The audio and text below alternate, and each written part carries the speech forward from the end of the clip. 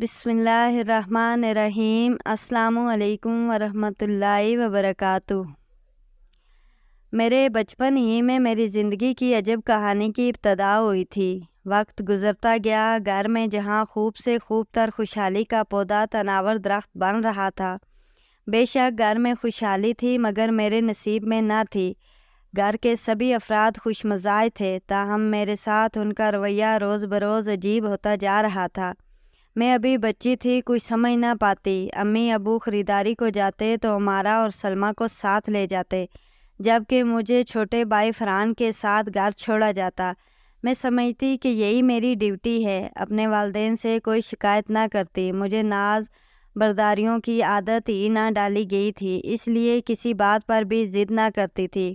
ایک بار عید کی خریداری کو میرے تینوں بہن بھائی گئے مگر والدین مجھے ساتھ لے کر نہ گئے کہ گھر کے تمام کام کا بوجھ میرے کندھوں پر تھا۔ وہ سب اپنی اپنی پسند کی چیزیں لے کر خوش خوش گھر واپس آئے مگر میرے لیے کچھ نہیں تھا۔ میری آنکھوں میں آنسو آ گئے۔ میرا خیال تھا کہ مجھ کو گلے لگا کر پوچھیں گے کہ تم کیوں رو رہی ہو، مگر انہوں نے نہ پوچھا، بلکہ امی بولی، رومی تم یہاں کھڑی کیا کر رہی ہو؟ ہم تھک کر آئے ہیں، ہمارے لیے چائے بنا کر لا۔ میں اب خاصی سیانی ہو چکی تھی۔ پہلی بار احساس ہوا کہ امی ابو مجھ سے اتنا پیار نہیں کرتے جتنا وہ اپنے دوسرے بچوں سے کرتے ہیں۔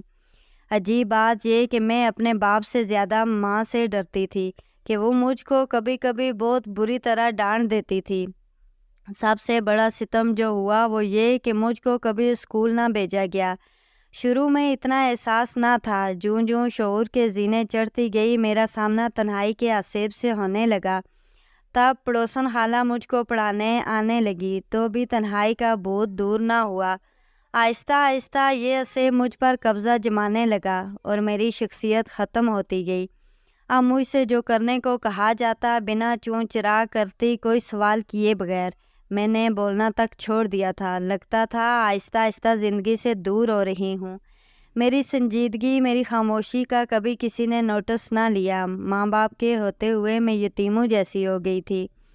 والدین کی محبت کا مجھ کو کوئی تجربہ نہ تھا۔ تنہائی کی اس قدر عادی ہو گئی کہ گھر والے چلے جاتے تو بھی اپنے کام کاج میں مشغول رہتی۔ ایک روز جب گھر کے سب افراد کہیں گئے ہوئے تھے، میں اکیلی تھی۔ در پر دستک ہوئی، پڑوس سے خالہ آئی تھی۔ میں نے ان کو کمرے میں بٹھا دیا، بتایا کہ امی ابو اور تینوں بچے خریداری کو بازار گئے ہوئے ہیں، تم کو وہ گھر کے کام کاج کے لیے چھوڑ گئے ہیں۔ کوئی بات نہیں خالہ، میرے چھوٹے بہن بھائی باہر جانے سے خوش ہوتے ہیں، ان میں اور مجھ میں کوئی فرق تو نہیں، وہ خوش ہیں تو میں خوش ہوں۔ تب خالہ نے ٹھنڈی سانس بھر کر کہا، کیا کیا جائے، تیرا باپ بھی تو نہ جانے کہاں چلا گیا ہے اور ماں شادی کر کے دوسرے کی ہو گئی ہے۔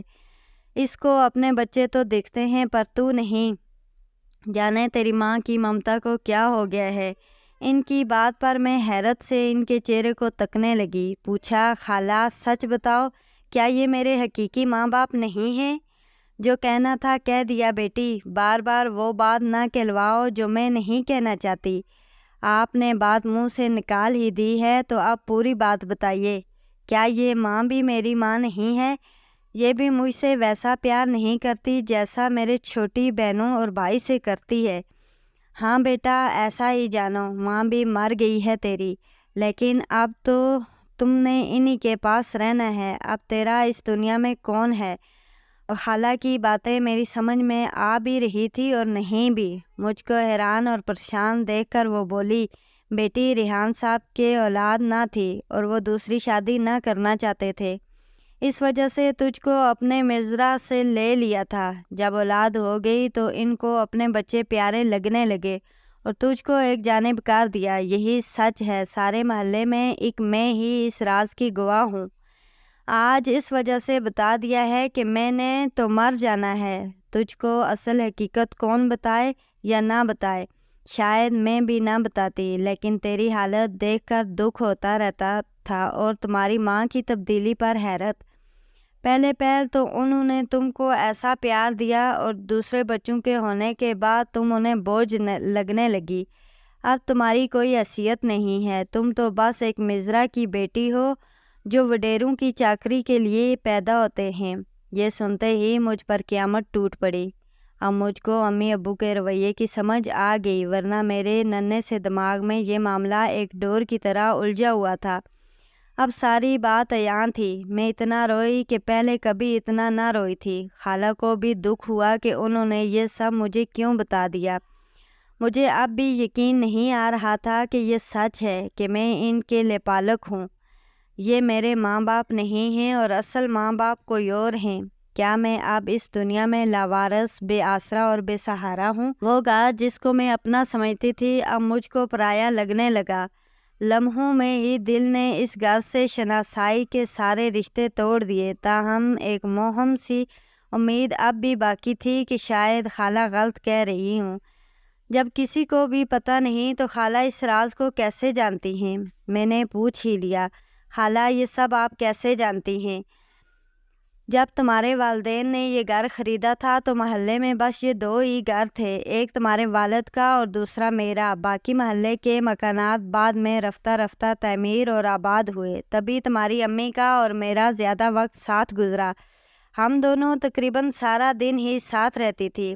خالہ یہ کہہ کر اٹھ گئی، وہ تو اپنے گھر سکون سے چلی گئی، میری زندگی کا چین تہس نہس کر گئی۔ ان کے جانے کے بعد جوں جوں میں غور کرتی جاتی تھی، صاف باتیں سمجھ آتی جاتی تھی کہ مجھے اس گھر میں وہ مقام اور اہمیت کیوں نہیں ملتی جو میرے بھائی اور دونوں بہنوں کو حاصل ہے۔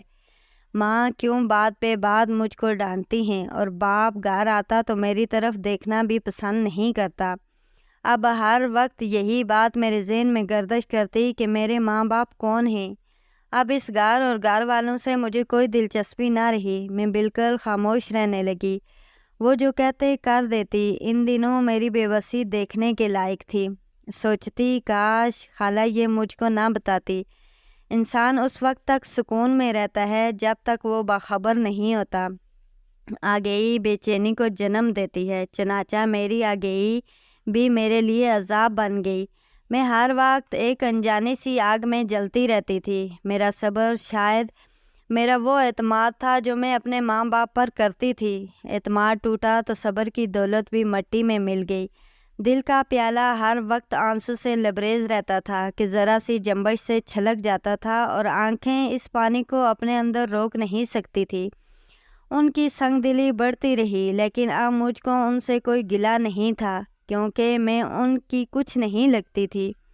پہلے تو میں ان کی بے رخی، ڈانٹ اور ناانصافیاں اس لیے برداشت کر لیتی تھی کہ سمجھتی وہ میرے والدین ہیں، جو چاہے میرے ساتھ کر سکتے ہیں، یہ ان کا حق ہے اور فرما برداری میرا فرض ہے۔ لیکن خالہ نے حقیقت بتا کر مجھ کو خالی ہاتھ کر دیا۔ کیا ظلم سہنا اور کچھ نہ کہنا میری تقدیر ہے؟ آخر کب تک؟ اب یہی سوال ہر وقت مجھ کو پریشان کرنے لگا۔ ایک محبت ہی تو وہ طاقت ہے جس کے بل بوتے پر دوسروں کے حقوق آپ اپنے ہاتھ میں لے سکتے ہیں۔ جب ان کو مجھ سے محبت نہ تھی تو ڈانٹنے، ڈپٹنے اور حکم چلانے کا بھی حق نہیں تھا۔ میں نے گھر چھوڑنے کا فیصلہ کر لیا۔ ایک روز امی سلمیٰ اور فرحان کے ساتھ کسی کے گھر سالگرہ میں گئی ہوئی تھی، جبکہ امارا گھر پر تھی۔ امارا نے کہا، آپا میرے کپڑے دھو دو، باقی کام کر لوں پھر دھو دوں گی۔ میں نے جواب دیا، اسے میری یہ گستاخی نہ بھائی۔ اس نے دمکایا کہ ابھی نہ دھوئے تو اچھا نہ ہوگا۔ میں نے پرواہ نہ کی اور اپنے کام میں مگن رہی۔ اچانک اس نے چلا کر مجھے بلایا، کیا بات ہے، کیوں چلا رہی ہو؟ کیا تم نے کل میرے کمرے کی صفائی کی تھی؟ ہاں کی تھی، میری الماری میں روپے رکھے تھے، وہ اب نہیں ہیں۔ الماری تو میں نے نہیں کھولی، اچھی طرح دیکھو پڑے ہوں گے۔ میں کیوں تمہارے روپے لوں گی؟ تم ہی نے لیے ہیں، میں نے اچھی طرح دیکھا ہے، وہاں روپے نہیں ہیں۔ اس کا لہجہ توہین آمیز تھا۔ وہ چلا کر بول رہی تھی تو میں نے بھی اس کو اسی طرح چلا کر جواب دیا۔ تبھی وہ ششدر رہ گئی۔ آپا رومی، آج کیا ہو گیا ہے تمہیں؟ جو تمہیں ہو گیا ہے، تمہیں کیا ہو گیا ہے؟ میں تو روز ہی ایسے بولتی ہوں، تو میں بھی روز اب تمہارے ساتھ ویسے ہی بولوں گی جیسا تم بولو گی۔ میں نے کہا، بات کو گھماؤ مت، میرے روپے واپس کر دو ورنہ امی سے مار پڑواؤں گی۔ یوں ہماری یہ لڑائی شدت پکڑ گئی۔ اس نے گلدان اٹھا کر مجھ پر پھینکا جو میری ٹانگ پر لگا۔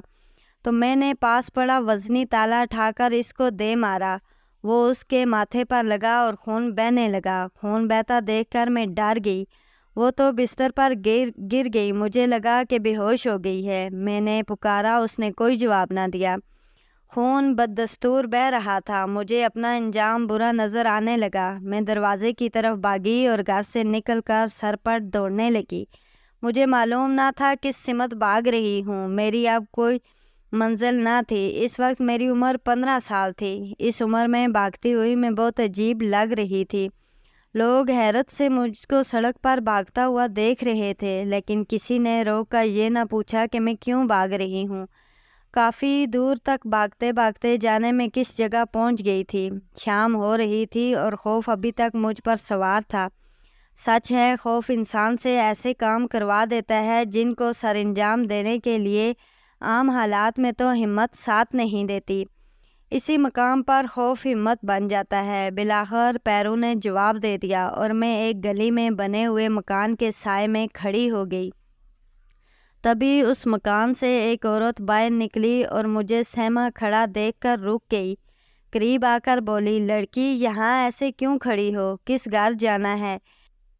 کسی کے گھر نہیں جانا، میں ویسے ہی گھر سے نکلی تھی، دور آ گئی تو راستہ بھول گئی۔